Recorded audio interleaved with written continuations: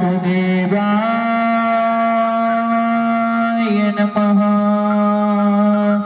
ॐ नमो भगवते वासुदेवाय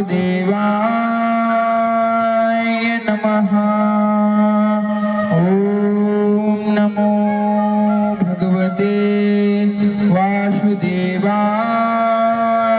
नमः। ॐ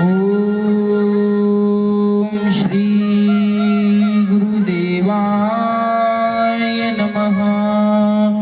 ॐ श्री गुरुदेवाय नमः। ॐ शंकराय नमः। ॐ शंकराय नमः। गुरुर्ब्रह्माय गुरुर्विष्णुः गुरुर्देवो महेश्वराय गुरुर्साक्षात् परब्रह्म तस्मै श्री गुरुवे नमः। त्वमेव माता च पिता त्वमेव बन्धो च सखा त्वमेव विद्या द्रविणं त्वमेव सर्वं मम देवदेव। नारायणं नमस्कृत्यं नरं चैव नरोत्तमं देवीं सरस्वती व्यासो ततो जयति मुदीयते। सच्चिदानन्दरूपाय विश्वोत्पत्त्याय हेतवे तापत्रय विनाशाय श्रीकृष्णाय वयं नमः। कृष्णाय वासुदेवाय हरहे परमात्मने प्रणतः क्लेशनाशाय गोविन्दाय नमो नमः। अतुलितबलधामं हेमशैलावदेहं धनुजवनकृशानं ज्ञानिनामाग्रगण्यं सकलगुणनिधानं वानराणावधीश्यं रघुपतिप्रियभक्तं वातिजातं नमामि। मनोजवं मारुतितुल्यवेगं जितेन्द्रियं बुद्धिमता वरिष्ठं वातात्मजं वानरयोक्तमुक्तं श्रीरामदूतं शरणं प्रपद्ये।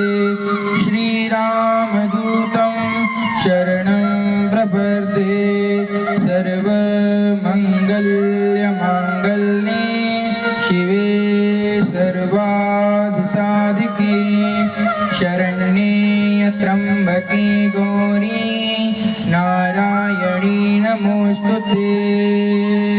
सर्वमङ्गलमाङ्गल्ये शिवे सर्वार्थसाधिके शरण्ये त्र्यम्बके गौरी नारायणी नमोस्तुते। देवी महारामो च सीतातमं महामले पुत्रं महाहनुमतं चैव श्रीसीतामातायते महो। ॐ श्रीरामचरणकमलभ्यां नमः। ॐ श्री अंजनीनन्दनाचरणकमलभ्यां नमः। ॐ श्रीकृष्णं चरणं कमलभ्यां नमः। ॐ श्रीगुरुदेवाचरणकमलभ्यां नमः। ॐ श्री सरस्वती चरणकमलभ्यां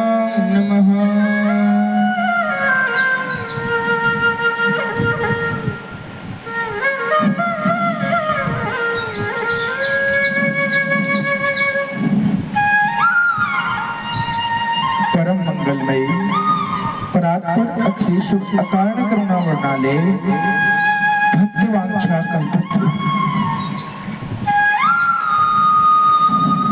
दान बिंद पीतांबरधारी श्री बालकृष्ण लाल की प्रतिमूर्ति श्रीमद् भागवत महापुराण आप आज श्रवण कर रहे हैं।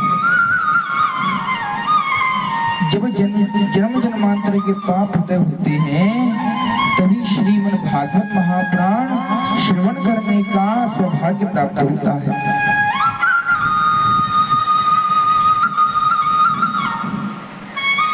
एक जन्म का नहीं, अनेकों जन्मों के जब भाग्य उदय होते हैं तभी श्रीमद् भागवत महापुराण सुनने का पुण्य प्राप्त होता है।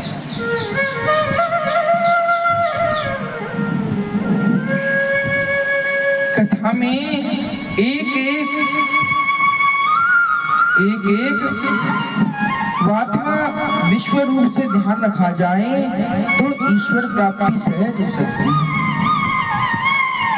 अन्यथा आप व्यर्थ में ही भागवत कथा में आए हैं और व्यर्थ में ही आप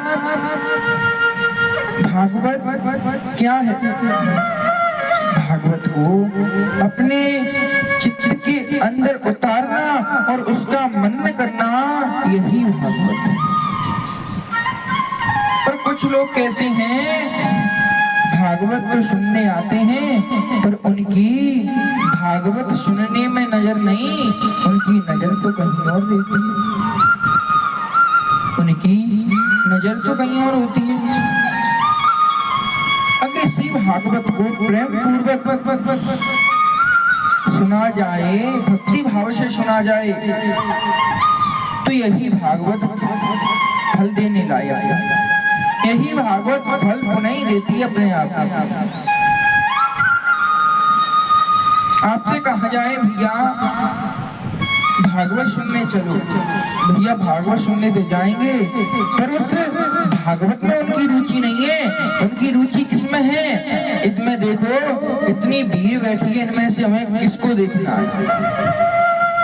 कुछ इस काम के लिए आते हैं, कुछ देखते हैं कि भैया व्यास कैसा है, व्यास कैसा बैठा है, उस व्यास को देखने के लिए आता है। कोई कुछ और देखने के लिए आता है, कथा श्रवण करने के लिए कोई नहीं आता।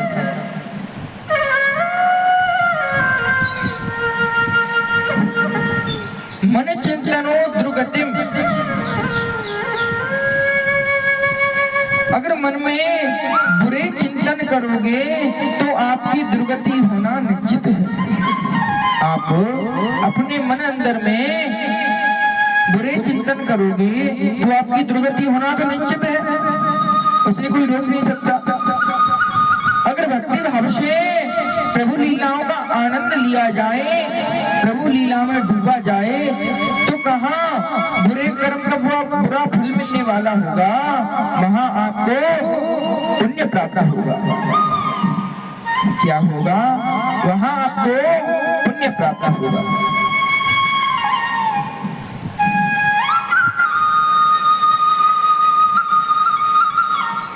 जब जन्म जन्मांतर के पाप उदय होते हैं तभी तो श्रीमद् भागवत महापुराण सुनने का आपको सौभाग्य प्राप्त होता है।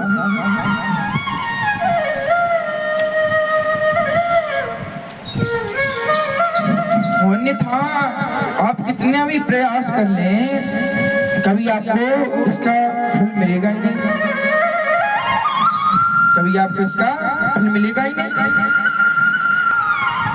ये गोविंद की कृपा से ही प्राप्त होता है। जिस पर एक बार गोविंद की कृपा हो जाए उसे भागवत श्रवण करने का फल मिल जाता है। अन्यथा गोविंद की कृपा के बिना कुछ सहज नहीं हो सकता। आपको विवेक चाहिए तो विवेक तो भैया आपको इस सत्संग में मिलेगा, अन्यथा कहीं आपको मिल ही नहीं सकता। गोस्वामी तुलसीदास जी कहते हैं कि बिनु सत्संग विवेक न होई, राम कृपा बिन सुलभ न सोई। के बिनु सत्संग विवेक न होई, राम कृपा बिन सुलभ न सोई। अगर कृष्ण की कृपा ना होगी, गोपाल जी की कृपा ना होगी, तो आपको यह सत्संग कभी उपयुक्त नहीं होगा। सत्संग कैसे उपयुक्त होगा? अगर उस गोपाल जी की कृपा हो गई तो आपको स्वतः ही पा जाते हैं। अगर आपके सामने गोपाल जी की कृपा से सत्संग भी सुलभ हो रहा है तो आपको उसे ग्रहण करने में भी आशंका होती है। भगवान की एक एक लीला माधुरी को अपने चरित्र के अंदर धारण कर कर एक एक बातों को ध्यान रखा जाए, उससे प्रभु प्राप्ति निश्चित हो जाती है।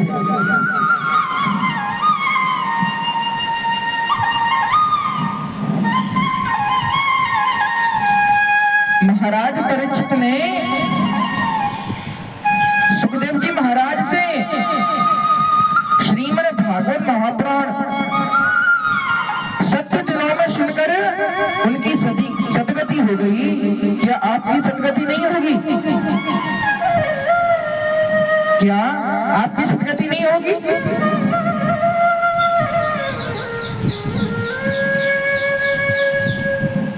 भाई, भागवत को बांचने वाले बहुत होते हैं और सुनने वाले बहुत होते हैं, पर राजा परीक्षित की तरह सुनने वाला कोई नहीं है। अगर एक बार राजा परीक्षित की तरह सुन लिया तो उसका उद्धार स्वतः ही हो जाएगा, तो उसका उद्धार स्वतः ही हो जाएगा। और वक्ता श्री सुखदेव जी जैसा हो तो और भी कल्याण हो जाएगा। वक्ता श्री सुखदेव जी जैसा हो तो उसका और भी कल्याण हो जाएगा।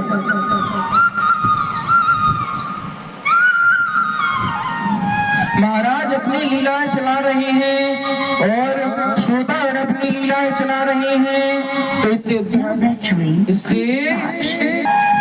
उद्धार होने वाला नहीं है। उद्धार तो तभी होगा जब प्रभु की लीलाओं को श्रवण कर कर अपने चित्त में धारण किया जाए। इसी से प्रभु की लीलाओं का आवरण होकर आपके चित्त में समाने के कारण ही प्रभु भक्ति प्रकट हो जाती है। इसी से प्रभु भक्ति प्रकट हो जाती है। अगर प्रभु भक्ति चाहिए, अगर प्रभु भक्ति चाहिए तो आपको संतों का संग और सत्संग करना पड़ेगा, जब ही प्रभु प्राप्ति हो सकती है सहज से। आप कहो कि घर बैठे मिल जाए तो बिना काम किए, तो भैया आपसे कहा जाए उस पेड़ पे लटका है आम, आप तो जहाँ बैठे कि आपके पास वो आम चल के आ जाए, भैया आपको लेने जाना पड़ेगा, तब वो आम आपके पास आएगा, वो खुद चल के नहीं आएगा। जब आप जाओगे उस पेड़ से तोड़ोगे, उस पेड़ से तोड़कर लाओगे, तब वो आपके पास आएगा, तब उसको आप खा पाओगे। इसी प्रकार प्रभु की है कि प्रभु के पास आपको पहले जाना पड़ेगा। अगर प्रभु के पास आप एक बार चले गए तो वो आपका हाथ कभी छोड़ेंगे ही नहीं।